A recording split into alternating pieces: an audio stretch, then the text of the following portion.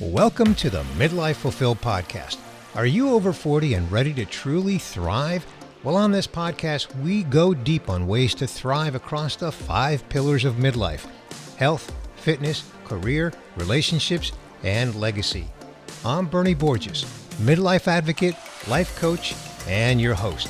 Subscribe now and get ready to thrive.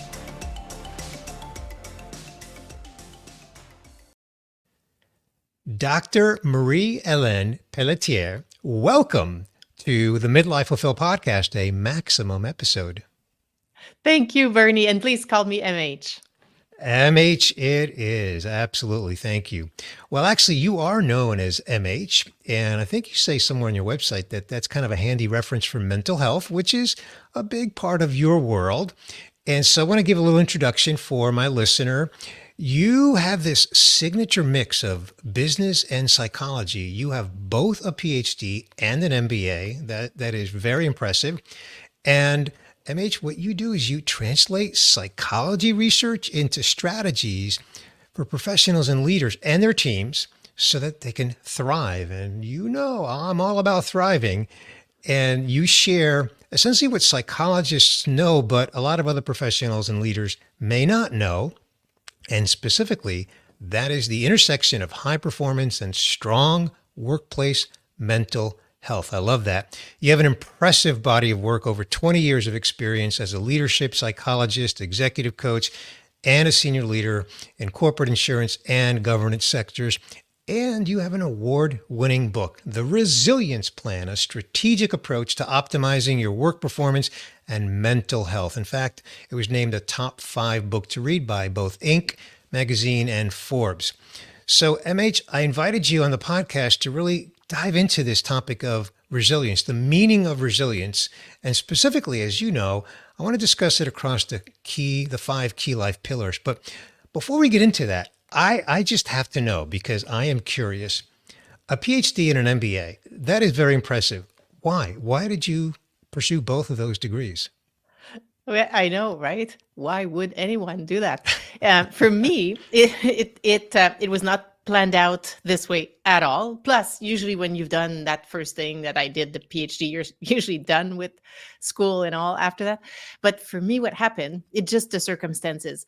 The research I happened to do, and this is now 20 years ago, but I was doing a study looking at the possible efficiency of doing psychotherapy via video conferencing, which at the time I had to explain every single time. We could not use the internet, it was not fast enough. I had to use 6 telephone lines to transmit phone and video data, audio and video.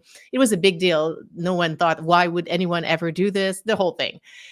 But point with all this is that I had to do a lot of management. I had to obtain a lot of funding to have that technology. I had to work with a team that had to stay stable with me over the course of 1 year without being paid. It's a lot of management of people.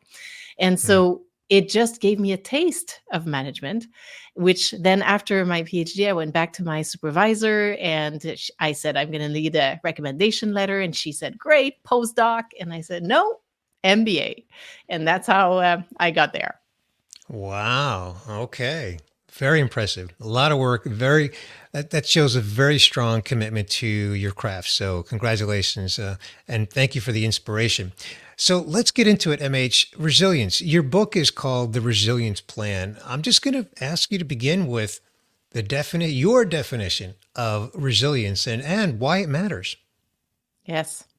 It is a very important question, an understandable question, because there are actually many definitions of resilience, even if we went into the academic literature. One that many are using, and this is the one I'm using as well, is our ability to go through adversity and come out even stronger. So we're going through challenging, demanding times, and there is a growth element to this. We are learning, coming out even stronger. Interesting. Okay. Now you work with people in a corporate environment, right? Yes. In terms of coaching, and I know you do a lot of speaking and workshops, and again the executive coaching. So for you, this resilience platform of yours is really focused on helping people's people in a corporate environment be resilient for the purpose of thriving, right? You want to elaborate on that a little bit? Yes. Well, it's for the purpose of everything. My entry door is the work context, because the people I work with tend to value bringing their best, particularly in their work context. They do also want to bring their best in their personal life. And really, if we're going to look at improving our resilience, even if it was an exclusive work focus, the reality is that this is all in the same person. It's still all Bernie. It's still all me, MH, right? Whether it's personal or professional. So we do need to look at resilience by weaving in both of them. And this is why one of the models I'm using to visually think about it is that DNA, those two strands that are sort of crossing each other and that are connected with almost like rungs on a ladder in some ways. So I say it's as if those two sides are your work and your personal life. They are together. They are what make you very, very unique. And the point of the book is, therefore, you need to be strategic. That strategy will be unique to each of us in the context we're in now.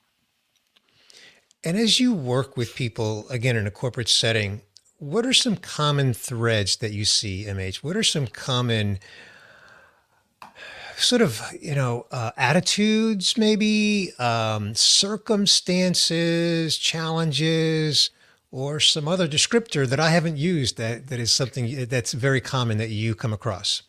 Ah, there are many.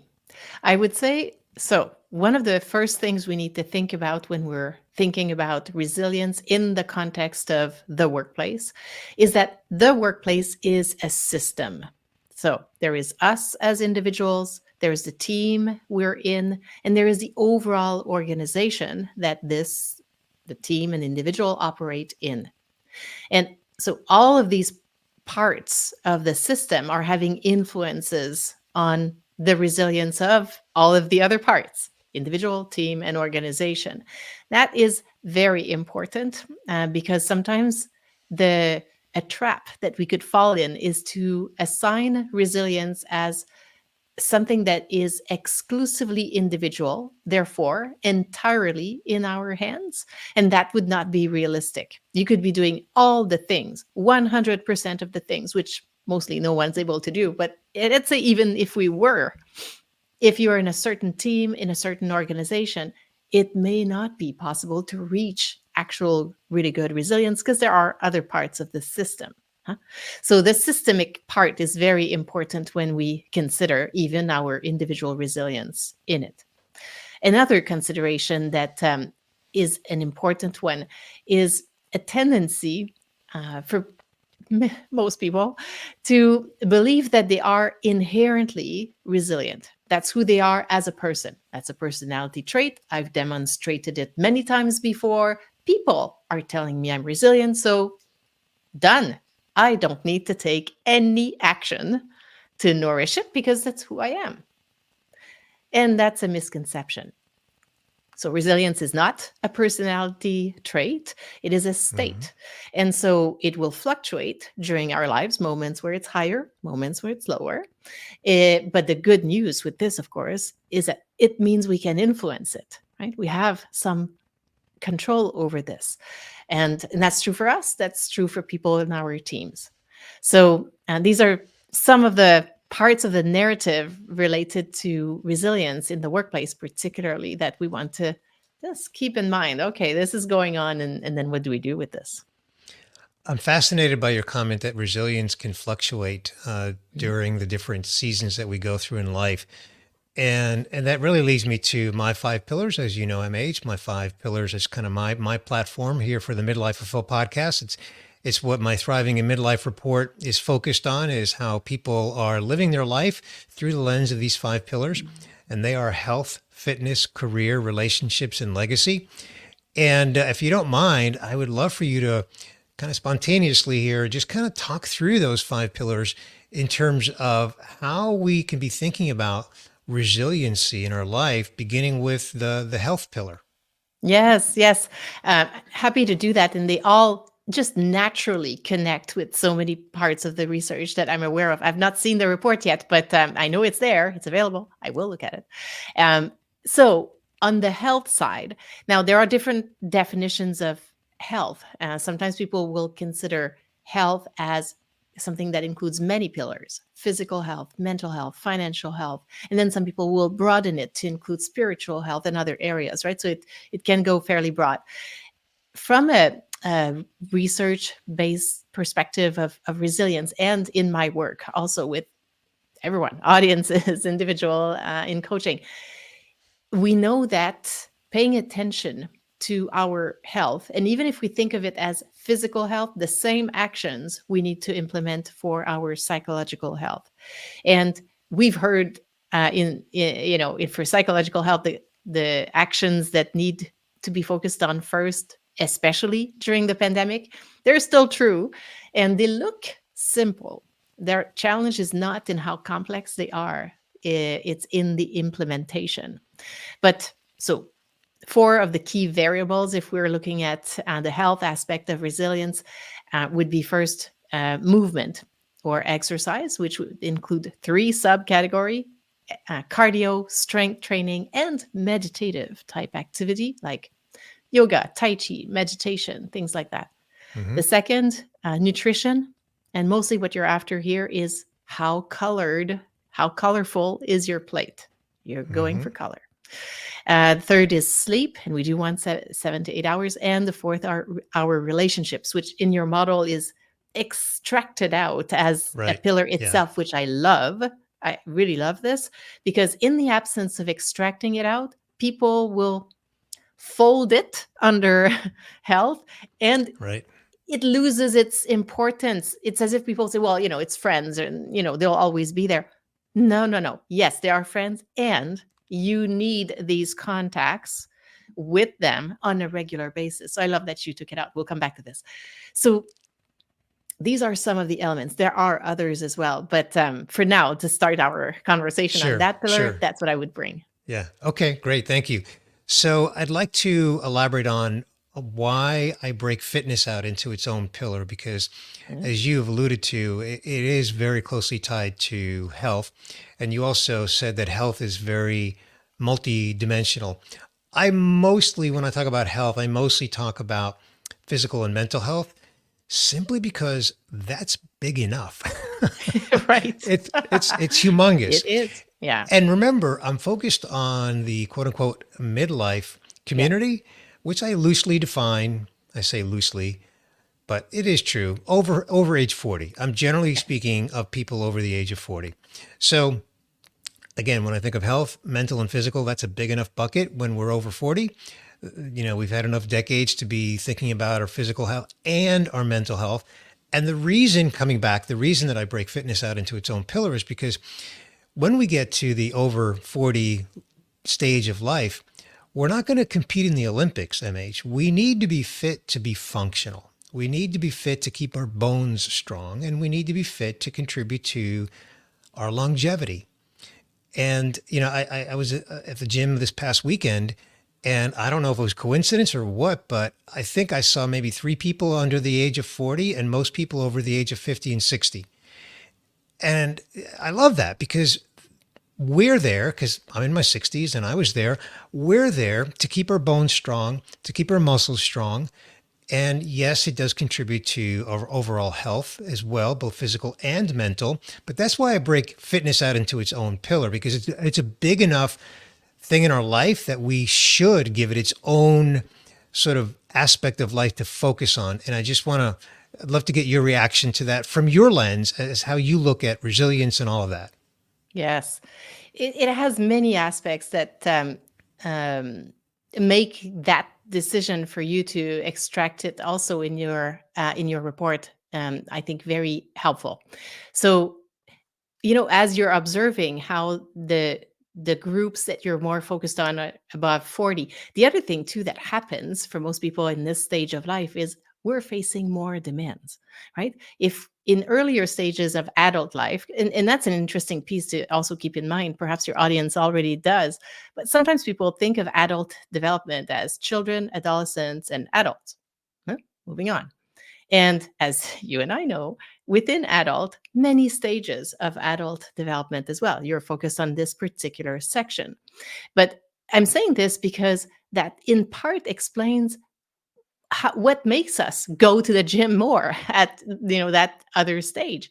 And it is a good idea because in earlier stages of adult life there are demands as well, but as you keep going the demands are multiplying, and they're coming from different sources as well.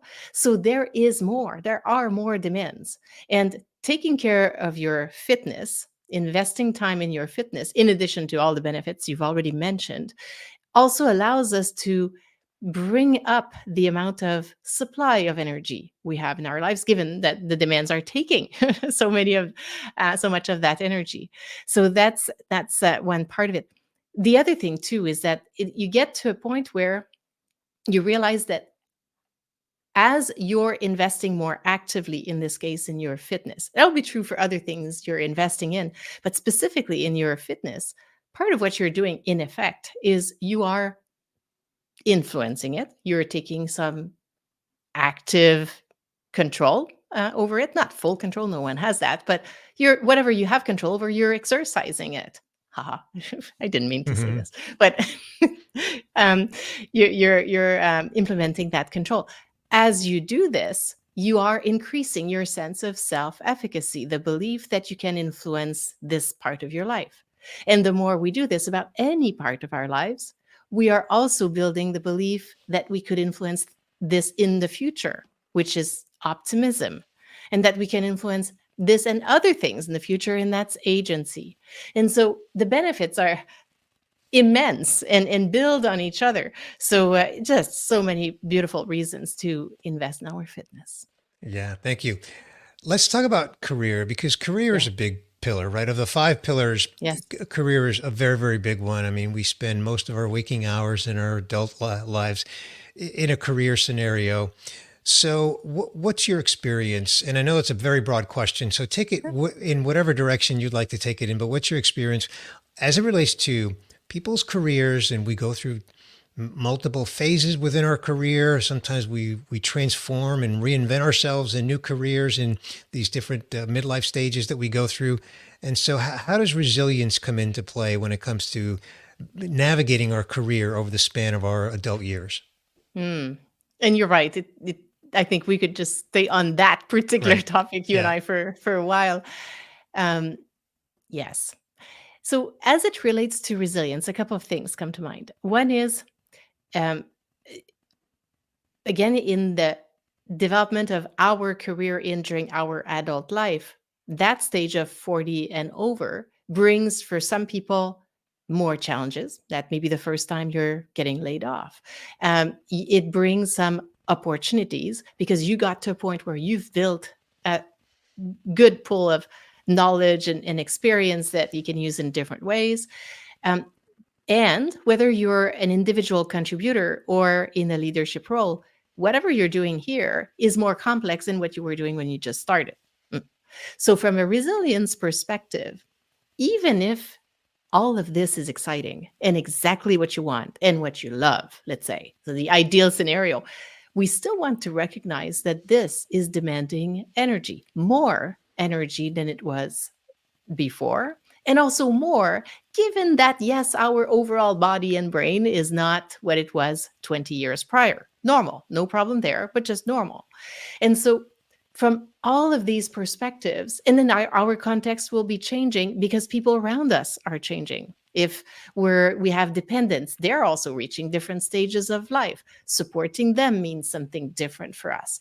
And so many other pieces can be shifting and representing demands. Again, keeping in mind, some may be demands you wish you didn't have, but some may be very positive and they still represent demands.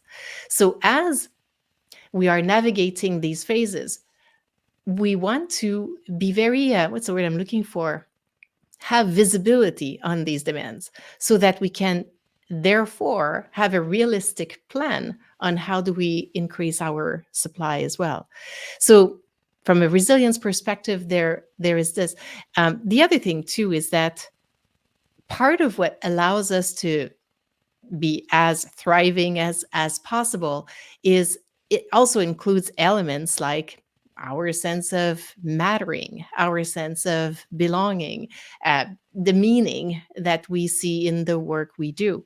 So these considerations also come forward, perhaps in a stronger way now than they did, say, 20 years ago in our careers. And so, or just differently, maybe equally, but just differently because of, yes, there is some stability in our values, so what brought us there potentially, but there's also an evolution in how much certain values take the center stage for us. And so that also becomes an important factor, and in part why I think it's a great idea to give it a pillar for you in your report, because if we don't carve it out, we could get to this stage thinking, well, I've been doing this for those, whatever, 20 years, and I'll just continue to do this. That's it. And no, it's a great time to still continue to look at what's working, what I have an opportunity to do differently, and start making a plan. Yeah. There's so much you said there, MH. And there's a few things I want to come back to because I've been filing them away in my head as I was listening to you comment on that. You said things like be self-aware. I'm not sure that you used that word, but like be self-aware of where you are now and what your values are. This is what I interpreted, like be self-aware of your values. And I love that. I talk about that because we do go through an evolution of values as we age, as we go through life. Yeah. I'm not talking about core fundamental values that we're taught as children, but the things that we value in our life can evolve over the decades. So as our values are evolving, we need to be self-aware of that because, to your example, we could be in a career for 20 years, but maybe our values have changed that are no longer aligned with the career that we've been in for 20 years. And then you wake up one day and you feel like I'm not fulfilled. I'm not fulfilled. Why? And the reason is because your values have changed, but your career hasn't, or some other aspect in one of the other pillars. But we're talking about career. So I can really see how your resilience model, rather not resistance, resilience model, really can help someone and help an organization really kind of wrap their arms around that challenge, because it is a very common challenge. And I'm sure you see it all the time, right? Yes, and the other piece too that your comment now is also making me think about is that recognition. So you're right. Yes, core values tend to be more stable. Other values may change, evolve, take the forefront over time, and we want to listen to this. And in some ways, that also means yes, being self-aware.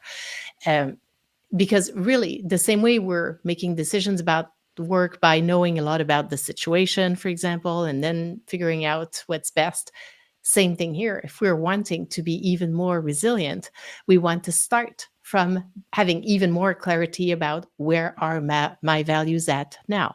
And the other piece that what you were describing reminded me of in terms of, yes, what I see also is not only the importance of taking this moment to reflect on where am I at now, as opposed to say where I was 20 years ago, but it's also where am I at now, and being aware of where the what I'll call the dominant discourse is around me. Sometimes people will find themselves in their 40s, 50s into either an even more senior individual contributor role or in a leadership role. And they may have done leadership, say, whatever, for the past 10, 15, 20, whatever years. And it may have been what they worked towards so hard for a strong period of time. And also something that society values, their friends value. It's a promotion, you're a higher level, you have a higher everything. Okay. And sometimes that doesn't matter. What if I step back and right now, okay, I hear all this recognition, how valued this is by everyone. And no one around me may be saying, but have you thought of it? Is it really what you want? We need to give that space to ourselves to create that space of sometimes it's a liminal space so that we can actually be in that ambiguity of, okay, hear all this. I also need to listen to myself. I hear the disconnect. And maybe I need to sit with this a bit longer to see how I want to emerge out of this. That's often how sometimes people will work with people like yourself and others to help them think through this. But sometimes it happens on their own or just in conversations with others or in their own journaling or writing. One way or the other, it's so important to take that step back so that we're not just buying into the society values or the culture around us values, but, and we can be aware of that. That's great. And be then going back to yours. One thing you said that I want to remark on, and then I'll ask you for a closing thought. And that you reminded me of something that I've come across recently. When I came across this, it was this gigantic light bulb that went off for me. And Mm. that is that we all need a coach. Coaches need a coach. Teachers need a coach. Executives need a coach. Leaders need a coach. Consultants need a coach. And the reason is we are usually the biggest obstacle to ourselves. And without the benefit of someone with the right perspective, the right lens, and of course, the training and the credentials to really help someone, we are the biggest obstacle to get in the way of really realizing what you said earlier, just understanding that self-awareness, the agency to be resilient where we need to be resilient in this stage of life. So I'll leave it there, ask you for a response to that and a closing thought, MH. Ah, well, it's interesting how, and, different people will proceed differently as well. But we definitely, if we're stuck, in exploring where we need to go, could everyone benefit from it? Probably. And there is also sometimes a notion of, if you've done this before, you can sometimes use some of the work you've done before to help you, go through that next step. Sometimes you Sure. will need a second head. You just need a second head to get through the current place where you're stuck. But yeah, could everyone benefit? Probably. Yes. Sometimes it's a matter of resources and all that kind of thing, which is why sometimes I will say, you know what, if it is a phase right now where you don't have those resources, it can happen. Then look for alternatives, the same way you would in anything in life. Just don't stay stuck with, I cannot do this, therefore I do nothing. Okay, if you cannot do this, be curious. Look for, okay, who else? Is there a friend? Is there a spiritual leader? Is there a book? Like, is there anything? Is there a podcast? Right? Some of these, there could be so many ways that can spark and send you on a different path, but you need to stay active in it. That's, I would say, absolutely critical. Absolutely. MH, I could continue this conversation for not only minutes, but hours, but we're not going to do that. We're going to leave it here. But first, of course, I do want to invite you to share with my listener, how can they learn more about you, your book, and everything you've got going on in your world? Ah, thank you for asking. TheResiliencePlan.com will get you to everything that I do, the book, other things as well. So TheResiliencePlan.com. It was not taken, believe it or not. Oh, So yeah, I know. So that, otherwise, LinkedIn, always wonderful. I love to connect with people on LinkedIn because then I can see also what's on your mind, what you're thinking about. And all the links will be in the show notes. We'll also have in the show notes a link to some worksheets that are connected with my book if you want to dive a bit more in some of the things we talked about. And they can be done without the book or with the book, whatever, but they'll be there. fantastic. Well, my listener knows that all that will be linked up in the show notes, as you point out. MH, thank you so much for joining me on this episode. I call this a maximum episode because we dove deep into a topic that you have expertise in. You clearly have expertise, and I'm honored that you chose to spend some of your time to share some of your expertise with us today.